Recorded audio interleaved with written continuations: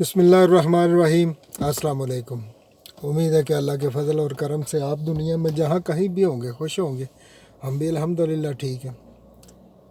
नाजरीन, ये जो एक बहुत बड़ी ख़बर बनी आज 4-5 दिन पहले इमरान ख़ान की, उनका जो फ़ैसला था वो किस तरह हुआ, उस पर बहुत तनकीद हो रही है, या के जजेस पे या के पता नहीं सोसाइटी पे। लेकिन रात मैंने एक तजिज़िया सुना और यकीन मानिए कि मेरी तो आंखें खुली की खुली रह गई। और पता उससे ये चला कि ये आज की बात नहीं है, ये शुरू से ही ऐसा था और हुक्मरान ने कभी भी आवाम को अपनाया नहीं। वो कैसे कि एक हर बंदा जानता है कि जब अमेरिका ने जापान पे हमला किया और इन्होंने उस पे वो एटम इस्तेमाल किया, और एटम इस्तेमाल करने की वजह से बहुत बड़ी तबाही हुई। और जब तबाही हुई तो आखिर में आके ऐसा हुआ कि जापान ने हार मान ली। और सबसे बड़ा जो काम था उस वक्त, वो जो जापान की लीडरशिप थी, उन्होंने वो ये किया कि लोगों, हम जंग हार चुके हैं, थ्रो अवे द आर्म्स और पिक अप द टूल्स। लोगों, असला फेंक दो, हम जंग हार चुके हैं, औजार उठा जो है वो पिक कर लो और हथियार फेंक दो। और वो अब ज़्यादा अरसा नहीं लगा, वो हमसे कई गुना ज़्यादा तबाही हुई थी वहाँ पर। और पिछले दिनों भी उनकी तकरीबन कुछ 10 साल पहले भी एक बहुत बड़ा ज़लज़ला था, उस वक्त भी। आज फिर वो स्टेबल हो गया और बन गया और उसी तरह खूबसूरत हो गया, क्योंकि उधर लोगों को सीधी बात बताते थे हुक्मरान और उनको साथ लगाते थे। हमारे यहाँ तो ये रवैया ही नहीं है। वो ऐसे कल शाम को हबीब अकरम है, एक बड़े खूबसूरत अंदाज़ है उनका, और मोती परो देते हैं वीलाग वाले। मैं इनका पुराना सुन रहा हूँ पहले टेलीविज़न पे, अभी भी उन्होंने चैनल जो है वो साल या डेढ़ हुआ है खोला है, तो बड़ा खूबसूरत तजिया कर। कल तो उन्होंने हद कर दी कि मोती परो दिए, ऐसे कि मैं मजबूर हो गया हूँ वही बात शेयर करने। एक जो उन्होंने शायद नहीं कर सकते थे हबीब साहब, वो मैं आपके सामने। उन्होंने बात इस तरह शुरू की कि 1950 की दहाई में या 54 में बेसिकली एक कराची में ऐसा था कि वो कोई जगह पे उस वक्त के गवर्नर जनरल जो थे ना, वो थे गुलाम मोहम्मद, मलक गुलाम मोहम्मद। वो कहीं जाना था, उन्होंने लोगों को पता चल गया, लोग एहतजाज के लिए रेडी हो रहे थे कि हम एहतजाज करेंगे, हमारा लीडर आएगा, महंगाई के ख़िलाफ़ कुछ ना कुछ हमारी सुनी जाएगी। अब एजेंसियों को पता चल गया, एजेंसियों ने उनको जाके बता दिया गवर्नर साहब को। गवर्नर साहब ने कहा ये कैसे हो सकता है। फिर सारी कहते हैं कि उस वक्त पहली बार, ये हबीब साहब ने बताया कि पहली बार सारी मशीनरी जो थी ना, यानी कि पुलिस, वो लगा दी रोडों पे, प्रोटोकॉल बढ़ा और जितने भी लिंक रास्ते थे ना वो सारे बंद कर दिए कि कोई बंदा भी रोड पे ना आ सके, उनके ख़िलाफ़ कोई पत्थर ना मारे, कोई ऐसी चीज़ ना करे कि जो गवर्नर जनरल को बुरी गुजरे। तो कहते हैं ऐसा ही हुआ। तो जब अच्छा, एक चीज़ और पहले ऐड करता चलो, उन्होंने बताया मुझे हबीब साहब ने कि जो थे ना मलक मोहम्मद ख़ान, ये इनको फालज हुआ था, फालज के साथ इनको लकवा हो गया, लकवे जिसको बल्सपोसी कहते हैं, और उनसे बात सही कर नहीं पाते थे, वो गुंग गुंग ऐसा ही बता रहे थे। और जब बात करते थे इधर से पानी भी, थूक भी गिरता था।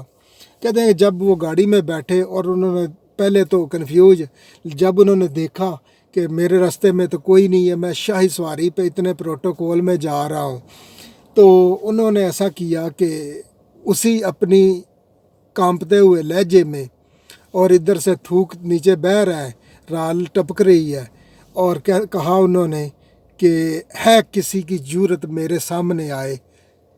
अगला जुमला बड़ा गौर तलब है जो हबीब साहब ने कोट किया, लेकिन मैं उसका मफहूम आपके सामने रखने की कोशिश करूँगा वो अपने तरीके से। वो ऐसे कि उन्होंने कहा है किसी की जरूरत जो मेरे सामने आए, جو میرے سامنے آئے گا میں اس کے منہ پہ تھوک دوں گا۔ یہ تھا رویہ بیسکلی۔ یہ اس سے اگلے جو لفظ ہے نا، یہ کوٹن میں کر رہا ہوں ان کو تھوک تک، میں ان کے منہ پہ تھوک دوں گا، لیکن اگلے جملے میں ایڈ کرتا ہوں وہ یہ کہ آپ غور کیجئے کہ 70 سال جو پہلے ہمارے تھے نا، وہ قائد اعظم کے بعد گورنر جنرل جو تھے اس وقت ملک محمد، وہ ان کا رویہ یہ تھا کہ میرے جہاں سامنے آئے گا احتجاج کرے گا یا مجھے کوئی بات پوچھے گا میں اس کے منہ پہ تھوک دوں گا۔ انا للہ و انا الیہ راجعون۔ آج بھی انہی کی نسل ہے، انہی کی سوچ ہے، وہی ہے آج۔ کتنا غور طلب بات ہے کہ ان کو عوام سے اتنی محبت تھی ملک غلام محمد کو کہ انہوں نے کہا کہ جو میرے سامنے آئے گا میں اس کے منہ پہ تھوک دوں گا۔ آج بھی یہی کر رہے ہیں نا، مختلف طریقہ مختلف ہے لیکن تھوک رہی ہے۔ مہنگائی کا وہ شور کرتی تھی نا، وہ 26 مارچ کو جب 2000 وہ جب ان کو حکومت ملنے سے کچھ دن میں 1 ماہ پہلے مارچ میں، تو اب کدھر ہے وہ مہنگائی والی؟ وہ میں نے ایک شیئر بھی کی تصویر کل پرسوں کے بابے کی تصویر لگا کے، وہ کہتا تھا کہ 150 روپے لیٹر ڈیزل ہے، میں کہاں سے گزارا کروں؟ اب تو 300 روپے ہونے والا ہے۔ اب وہ کیسے، پتہ نہیں وہ مر گیا یہ ہے، اب کو اس کو بولنا چاہیے، اب وہ بتائے ہمیں کہ کیسے گزارا کر رہا ہوں۔ اچھا، دوسری اس جو حبیب صاحب نے بات کی وہ یہ کی کہ انہوں نے کہا کہ عجب چیز اس میں میرے لیے یہ ہے کہ آج 70 سال بعد وہی جو پروٹوکول کی سیفٹی میں غلام احمد جا رہے تھے گورنر جنرل، آج اسی سیفٹی میں بہت بڑا ایک گاڑیوں کا ہجوم جا رہا ہے، اس کے آگے آئی بائک ہے اور ایک اس میں وائٹ وہ پراڈو کار ہے، اس میں ایک بندہ جا رہا ہے عمران خان جس کا نام ہے، اور یہ سیکورٹی، یہ ڈراؤ، یہ سارا کچھ پہلے تب اور اس لیے تیار کیا گیا تھا تاکہ کوئی اس کے لیے باہر نہ نکلے، کوئی پھول نہ پھینک دے۔ اور کہتے ہیں کہ اس وقت جب وہ صحیح غصے میں آ گئے نا، وہ غلام احمد جو تھے گورنر جنرل، تو جب وہ بات کر رہے تھے نا یہ کہ میں اس کے منہ پہ تھوکوں گا، اور تھو بھی کر رہے تھے، وہ بتایا حبیب صاحب نے باقاعدہ، تو آکو تھو سم تھنگ لائک دیٹ ہے، تو کہنے ان کا تھوک یہاں سے اور یہاں سے نا ان کے کوٹ پہ کپڑوں پہ گر رہا تھا، یعنی کہ جو لوگوں پہ تھوکنا تھا نا وہ اپنے اوپر گر رہا تھا۔ اور آج کے یہی کچھ کر رہے ہیں اور لوگوں پہ تھوک رہے ہیں اور مذاق کر رہے ہیں۔ وہ جو ان کا ایک جوکر سا خواجہ ہے وہ کیا کر رہا ہے، کیا سے بیانات ہیں اس کے، وہ جوکر ہی ہے نا، اور کیا ہے وہ، یعنی کہ وہ تھوک ہی رہا ہے لوگوں پہ۔ اور سارے اسی طرح، کل پرسوں وزیر اعظم ادھر ایک بہت بڑا حادثہ ہوا ہے، ٹرین، لوگوں کی لاشیں نکل رہی ہیں اور یہ جھوم رہا ہے، ناچ رہا ہے، اور شرم کرنی چاہیے تمہیں۔ اچھا، اس کے بعد عوام کو پتہ نہیں یار، مجھے نہیں پتہ کب پتہ چلے گا، ساری عوام کو کچھ سمجھ چکے ہیں کہ IMF سے قرضے تو یہ لے کے کھا جاتے ہیں اور گاڑیاں لے لی، عیاشیاں کر لی، باقی ملک تو چل رہا ہے نا ہمارے قرضوں ٹیکسوں سے، یعنی کہ جو انڈائریکٹ ٹیکس چیزوں پہ لگائے ہوئے ہیں، جیسا کہ فار ایگزامپل ڈیزل پہ کہتے ہیں کہ 110-12 یا 105 روپے پر لیٹر ٹیکس ہے، تو ان سے ان کے پیٹ کی آگ بجھتی ہے نا۔ باقی تو یہ عیاشی کے لیے، اوور عیاشی جو کرنی ہے اس کے لیے IMF سے لے لیتے ہیں اور لے کے قوم کو مغروض کر کے آپ نکل جائیں گے خود۔ تو ویسے حبیب صاحب کا جو یہ کالم ہے بہت خوبصورت ہے، ضرور سنیے گا۔